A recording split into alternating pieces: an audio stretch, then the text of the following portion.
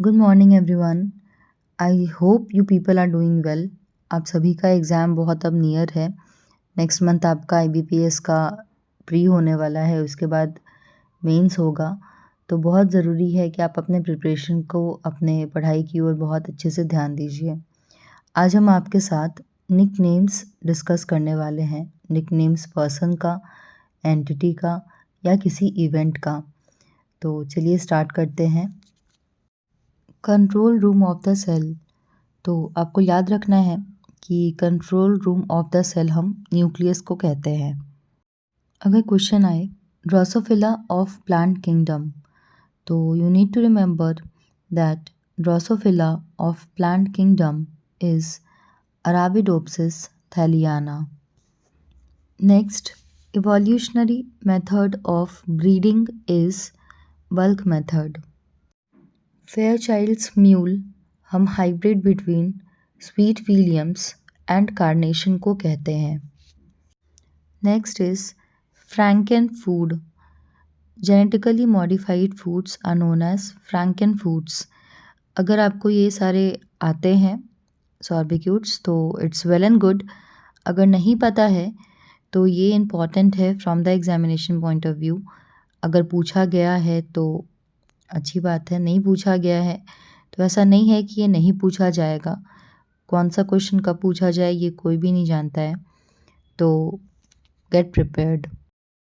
Next, which you all know, fruit ripening hormone.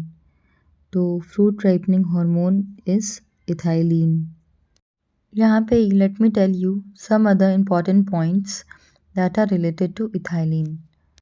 Ethylene or ethylene is unsaturated hydrocarbon gas.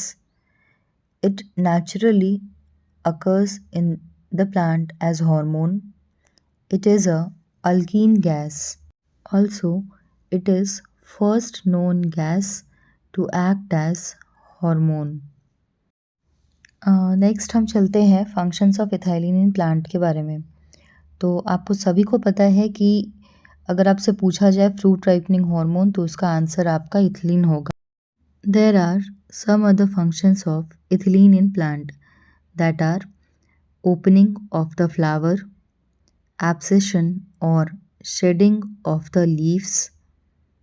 In aquatic and semi-aquatic species, it promotes the escape from submergence by means of rapid elongation of the stems or the leaves. तो ये सारे functions ethylene के हैं जो आपको याद रखने हैं, दैट आर इम्पॉर्टेंट। अगर आपसे कभी पूछा जाए which is known as genetic bit, और अगर ऑप्शन है आपके पास DNA, RNA, न्यूक्लियोसाइड, न्यूक्लियोटाइड, तो इसका सही आंसर न्यूक्लियोटाइड होगा। Nucleotide is also known as genetic bit. Which of the following is known as genetic parasite. Last question में हमने देखा था जेनेटिक बिट हम किसे कहते हैं, न्यूक्लियोटाइड को कहते हैं। और अगर आपसे पूछा जाए कि जेनेटिक पैरासाइट किसे कहते हैं, तो अगर ऑप्शन है tRNA, mRNA, rRNA or all of these, then you should know that tRNA is also known as genetic parasite. Some important points which you should know about RNA is RNA is ribose nucleic acid.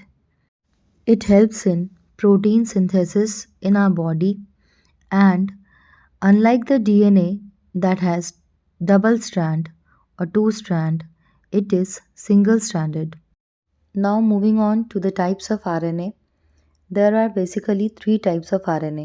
tRNA, that is transfer RNA, mRNA, that is messenger RNA, and rRNA, that is ribosomal RNA. This is brief about RNA.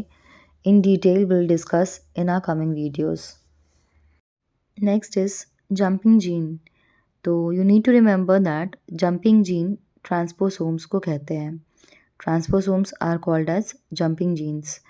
And important point that is being asked in the exam is they were first identified by, scientist का नाम पूछता है जिन्होंने identify किया था jumping jeans को। तो you need to remember Barbara MC क्लिंटॉक, जिन्होंने जंपिंग जीन्स को आइडेंटिफाई किया था और ट्रांसपोसोम्स को आइडेंटिफाई किया था। Next is kitchen of the cell. तो किचन ऑफ द सेल आप सभी को पता ही होगा, हम क्लोरोप्लास्ट को कहते हैं। और अगर आपसे पूछा जाए powerhouse of the cell, तो वो आपका माइटोकॉन्ड्रिया होगा। किचन ऑफ द सेल किसे कहते हैं? किचन ऑफ द सेल हम क्लोरोप्लास्ट को कहते हैं। कुछ इंपॉर्टेंट पॉइंट्स जो आपको याद रखना है क्लोरोप्लास्ट के बारे में, कि chloroplast is found only in the plant cell. आपको याद रखना है कि क्लोरोप्लास्ट जो है वो प्लांट सेल में ही पाया जाता है। And chloroplast contain a green pigment that is known as chlorophyll. तो क्लोरोफिल क्या है? ये ग्रीन पिगमेंट का नाम है जो कि क्लोरोप्लास्ट में पाया जाता है। Chlorophyll is essential for the process of photosynthesis, the process by which the plant makes their food. And you should also know the structure of chloroplast, कि it contain two layer, that is outer membrane and inner membrane. It has grana, stroma and thylakoids. All these structures are associated with the chloroplast. यहाँ पे मैं कुछ add करना चाहूँगी कि अगर आप कोई भी क्वेश्चन सॉल्व करते हो, किसी भी क्वेश्चन को सॉल्व करते हो, तो अगर उसके ऑप्शंस का भी आंसर आपको पता हो, if you know the answer of the options also, तो चांसेस बहुत कम होगा कि आप मिस्टेक्स करिए। तो if you solve the question, while solving the question, know the answer of the options also, कि अगर ये ऑप्शन है तो इसका आंसर क्या होगा, इससे रिलेटेड क्या हो सकता है। Next is लमार्किज्म, theory of inheritance of acquired character. ये किसने दिया था? ये लमार्क ने दिया था। तो अगर आपसे पूछा जाए कि लमार्क ने क्या दिया था, तो theory of inheritance of acquired character दिया था। डार्विन ने क्या दिया था? तो थ्योरी ऑफ नेचुरल सिलेक्शन दिया था। तो all these things you should know. इसी के साथ we have reached to the end of today's session.